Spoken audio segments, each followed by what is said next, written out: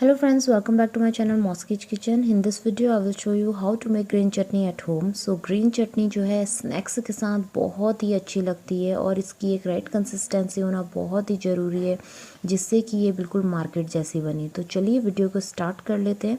तो यहाँ पर मैंने लिया हुआ है काफ़ी ढेर सारा ग्रीन कोरिएंडर जिसे मैंने मोटा चॉप कर लिया है बिकॉज इसे हमें ग्राइंडर जार में पीसना है। जितनी क्वांटिटी में आप ग्रीन कोरिएंडर ले रहे हैं उसका 30 to 35% पोर्शन हमने मिंट लेना है। पुदीना ज़्यादा मत डालिए अदरवाइज़ जो चटनी है वो कड़वी हो जाएगी। साथ ही मैंने यहाँ पर लिया हुआ है रोस्टेड क्यूमीन। तो 1 स्पून मैंने रोस्टेड क्यूमीन यहाँ पर लिया है। 1 आपने लेनी है या अपने टेस्ट के अकॉर्डिंग कितना स्पाइसी रखना है। आपने ग्रीन चिली लेनी है। Right now I don't have तो मैंने रेड चिली ले ली है। साथ ही आपने यहाँ पर लेना है हंग कर्ड। तो मैंने यहाँ पर लगभग 3 स्पून हंग कर्ड लिया है।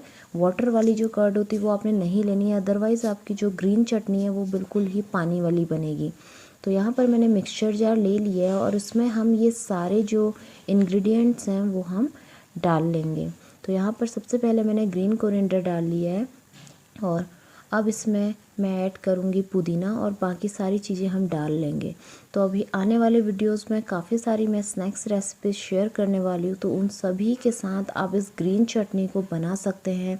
और ग्रीन चटनी जो है किसी भी टाइप के स्नैक्स के साथ या फिर जब हमारे पास सब्ज़ी अवेलेबल नहीं हो उस टाइम आप पराठों के साथ भी इस यमी सी चटनी को खा सकते हैं। बहुत ही टेस्टी ये लगती है।